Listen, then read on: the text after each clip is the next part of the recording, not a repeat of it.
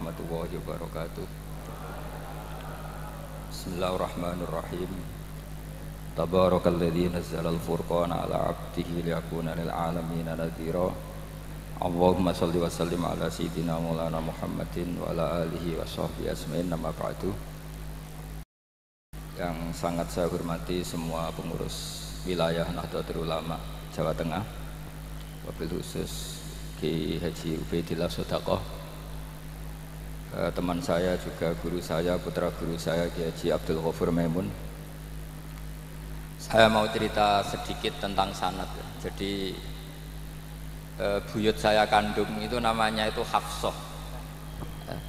Jadi buyut saya kandung itu namanya Hafsah. Itu lahir di Damaran. Damaran itu belakang imaman Masjid Kudus.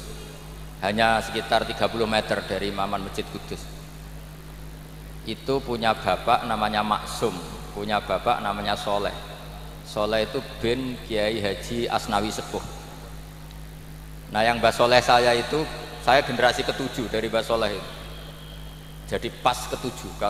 Kalau ke-8 itu sudah kata orang-orang kaya gitu. Kenapa kamu miskin? Generasi ke-8 katanya. Jadi Mbah Soleh Darat itu orang Jepara, orang Mayong tuh.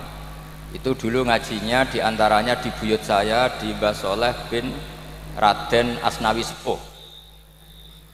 Raden Asnawi Sepuh itu cucu dari Mbah Mutamakin.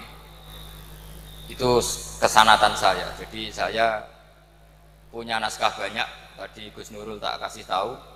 Ini diantara contoh naskah Mbah Soleh Darat. Saya punya banyak, mulai Hikam sampai Jawahirut Tauhid, terus beberapa tulisan-tulisan beliau itu masih di lemari buyut saya di Pondok Damaran.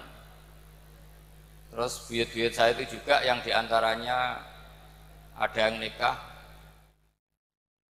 di keluarga Gedungan, dan itu sebagian melahirkan Pak Said Akil. Jadi buyut-buyut Pak Said itu adiknya buyut saya. Tapi kalau saya dengan beliau itu sepuh beliau. Jadi kalau saya manggil Pak Said itu kira-kira kalau nggak paman ya mbah. Kenapa saya cerita ini? Karena di antara ikatan sanad itu dzurriyatam ba'duha min ba'd. Ada keterikatan cara berpikir berdasar sanad. Tadi seperti yang dikatakan moderator, laulal isnadu laqala man sa'a ma sa'a. Andai kan tidak ada sanad, maka orang akan berpikir agama sesuai maunya. Dan itu bahaya sekali.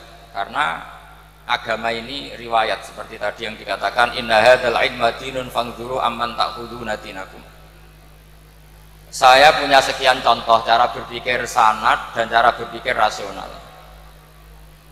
Di akhir Ihya itu ada cerita tentang rojak. Dan ini pasti di luar dugaan sampai. Karena sanad itu cara berpikir itu ya ikut saja. Yaitu ada 2 orang ahli neraka dipanggil Allah. Dipanggil Allah dalam keadaan di borgol. Ditanya sama Allah, enak di neraka? Jawabannya pemuda itu ya, wah Gusti ya, di neraka kok enak? Ya jelas gak enak.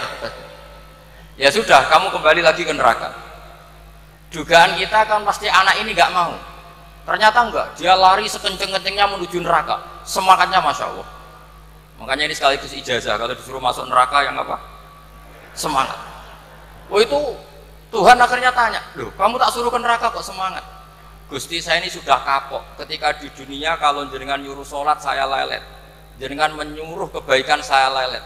Sebagai bentuk kapok saya, dengan menyuruh saya ke neraka saya semangat, supaya saya nurut. Barokahnya semangat menuju neraka, ya sudah di surga saja. Ya, makanya ini nanti kalau kamu disuruh masuk neraka yang apa? Semangat. Karena kita di dunia itu ada di akhir Ihya. Artinya itu kan di luar dugaan kita. Cara berpikir seperti itu di luar dugaan kita. Akhirnya dia jadi ahli jannah. Cerita kedua ya masih di bab yang sama. Yang satu disuruh enak di neraka, ya enggak Gusti. Sudah kembali lagi ke neraka. Si orang ini tolah itu. Tolah. Terus ditanya sama Allah, kenapa tolah? Ya Allah, ketika engkau memanggil kami ke surga, saya tidak pernah ngira kalau akan engkau kembalikan lagi ke neraka. Ya sudah, kamu di surga saya karena husnudzon sama saya. Ini berarti ada 2 sanad. lucunya sama-sama benar, yang semangat ya benar, yang lelet juga benar. Maka kamu punya dua pilihan, nanti kalau disuruh masuk neraka, bisa semangat, bisa apa? Lelet. Dan semuanya nanti di surga. Artinya begini, sanad itu apa ya? Enggak yang kita duga. Makanya saya mohon siapapun yang mencintai agama ini harus banyak baca. Jangan nuruti emosi, kemudian emosi itu di atas namakan agama. Di Sahih Muslim itu ada cerita, ini termasuk hadis pegangan kan Sahih Bukhari Muslim. Itu ada cerita seorang sujud. Sujud sama Allah itu kan banget baiknya, sangat baik. Kemudian yang sujud ini diinjek oleh pemuda yang nakal. Diinjek. Ketika diinjek, yang sujud spontan ngomong begini. Fa wallahi la yaghfiru Allahu laka. Demi Allah, Allah tidak akan maafkan kamu. Di luar dugaan, tentu kalau nggak ada sanad, omongan ini normal karena nginjek orang apa? Sujud. Tapi di luar dugaan, Allah mewahyukan ke Nabi di zaman itu, disuruh bilang sama orang yang sujud itu, Allah ngendikan, manggal ladzi yata'alla alayya alla aghfira li fulan faqad ghafartu lahu wa ahbattu amalah. Siapa yang mencatut nama saya bahwa saya tidak bisa memaafkan orang yang nginjek, Allah tersinggung karena namanya dicatut. Saya ini Tuhan bisa menyiksa dan bisa mengampuni. Kenapa sifat saya jadi satu hanya menyiksa? Sifat ampunan saya di mana? Itu kalau nggak sanad tidak bisa. Saya ulang lagi, Allah itu apa? Zat yang bisa yaghfiru liman yasha wa yu'adzibu man yasha. Tapi orang yang sujud ini hanya mensifati Allah satu, yaitu Allah pasti menyiksa. Dan Allah tersinggung. Bagaimana mungkin saya Tuhan hanya berstatus bisa menyiksa, tidak bisa mengampuni?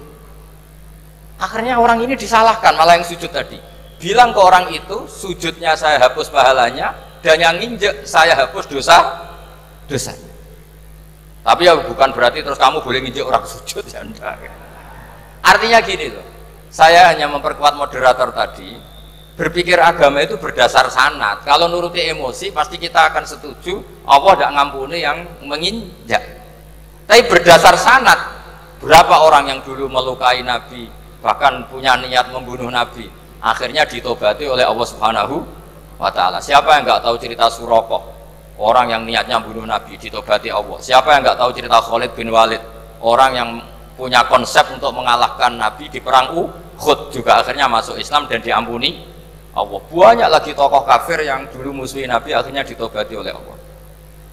Sehingga ketika Nabi sangat marah ya dengan mereka yang kafir, malah ada ayat turun laisa laka minal amri syai'un aw yatuba alaihim aw yu'adzibahum, bahwa wilayah mengampuni dan memaafkan itu wilayah Allah. Tentu kita secara syariat akan mengatakan yang nginjak itu salah, pasti itu. Kalau yang nginjak itu pasti salah, yang kafir pasti salah. Tapi jangan katakan kalau Allah tidak bisa menobati mereka. Lagi-lagi yang bisa mengertikan itu apa? Sanad. Kita ngaji di bab itu bahwa ada orang diinjak, ternyata Allah ketika yang sujud mengatakan wallahi la yaghfiru Allahu laka, demi Allah Allah tidak akan maafkan kamu. Loh, mensifati Allah dengan satu sifat la yaghfiru itu Allah tersinggung karena Allah bisa yaghfir. Makanya ini penting sekali saya utarakan supaya kita ini bicara itu sesuai sanad. Karena andai kan tidak sanad, agama ini di logika, kemudian logika orang itu berbeda-beda. Maka kayak apa kacaunya agama ini? Terus yang ketiga, saya beri sekian contoh. Ini saya bawa kitab hikam yang diterjemah oleh Mbah Soleh Darat. Saya dulu pernah ngaji hikam sama banyak Gus Zofur. Cara berpikir Abul Hasan Asyadzili misalnya, umumnya orang itu kan kalau amal itu ingin diterima ya, kalau sujud ingin diterima Allah, kalau sholat ingin diterima Allah. Dan kalau sangat ingin itu biasanya terus berlebihan. Saking berlebihannya terus nangis minta amalnya diterima gitu. Tapi efek negatifnya gini, jangan-jangan nggak diterima. Lalu kalau nggak diterima gunanya apa? Ini buruk sekali kalau mulai tanya sujud saya jangan-jangan nggak diterima. Kalau nggak diterima gunanya apa? Itu menurut Abul Hasan Asyadzili itu pertanyaan dari setan. Bagaimana mungkin kita pernah menyesal atau menyesali sujud yang pernah kita lakukan untuk Allah Subhanahu wa taala. Wong dadi kawulane Allah, wis dikai bumi, dikai oksigen, dikai rezeki, tahu sujud, bareng dikasih tahu Jibril, sujud kamu gak diterima. Wah, getun aku sujud be Allah. Masa sujud sama Allah getun. Maka kata Abul Hasan Asyadzili begini, kafa bika jazaan an radiyaka laka ahlan. Cukup sebagai balasan dari Allah yang luar biasa, kamu ditakdir sujud. Woi, keren. Coba kalau kamu nanti ketemu Allah, ada orang yang sama sekali di bumi gak pernah sujud. Lalu kamu ketemu Allah sujud berkali-kali, kemudian dapat kabar kalau sujud kamu gak diterima. Pantas mana kira-kira? Pantas yang pernah sujud apa pantas yang gak pernah sujud? Pantas yang pernah sujud. Sehingga pikirannya Abul Hasan Asyadzili, sudahlah kamu bahagia saja karena kamu ditakdir pernah sujud. Itu satu anugerah Allah yang luar biasa. Kamu gak perlu terganggu diterima apa gak diterima. Karena kalau kamu terganggu itu nanti lama-lama mengatakan apa gunanya sujud kalau tidak diterima.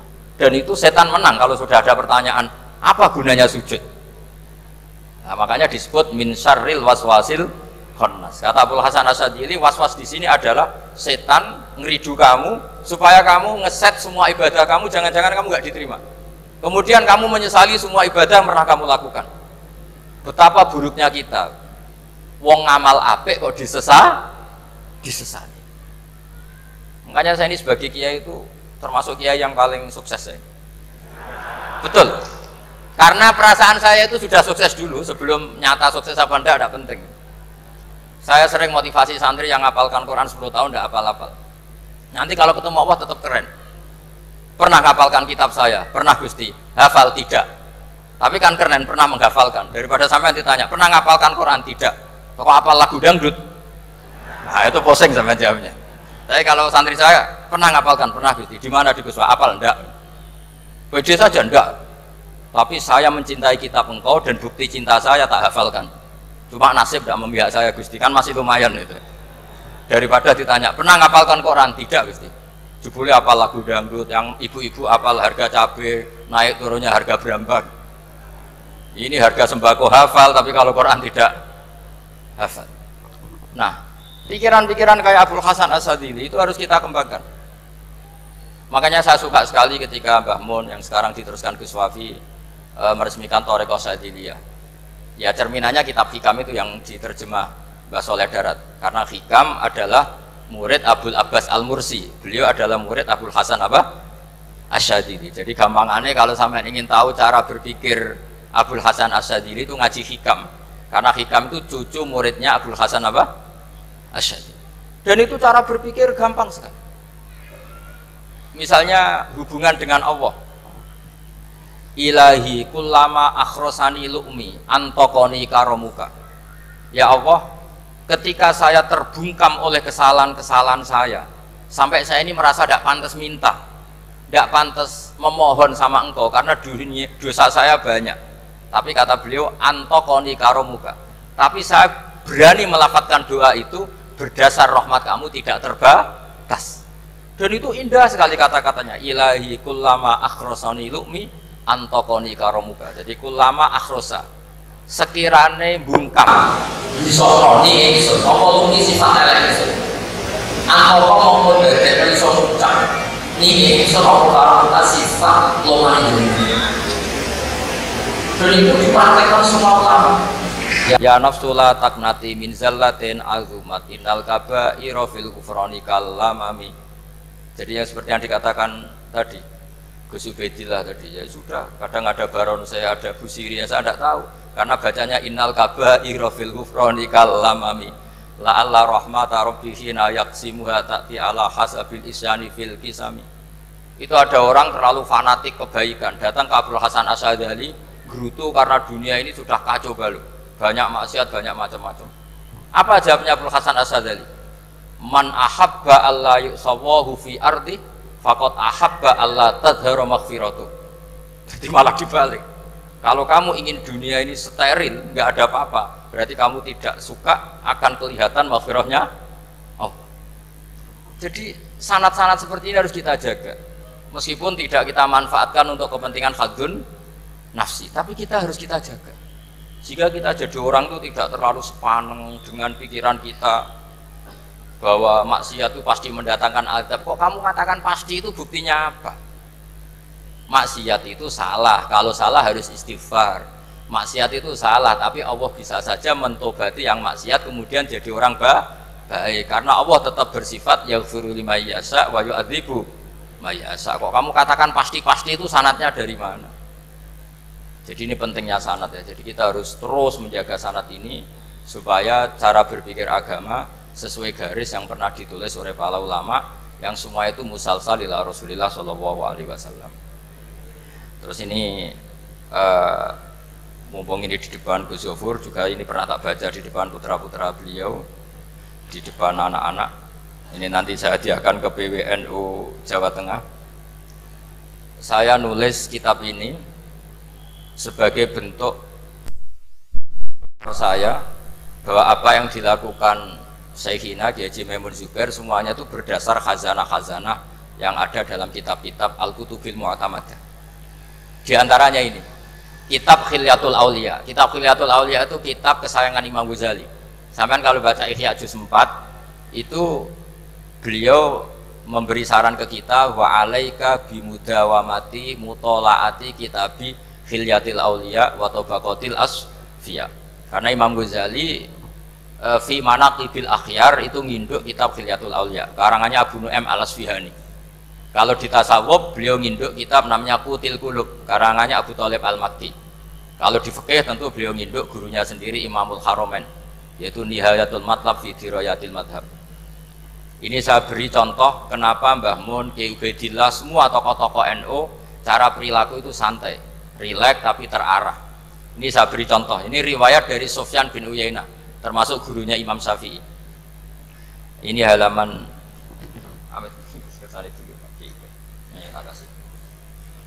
yang pengurusan halaman 24.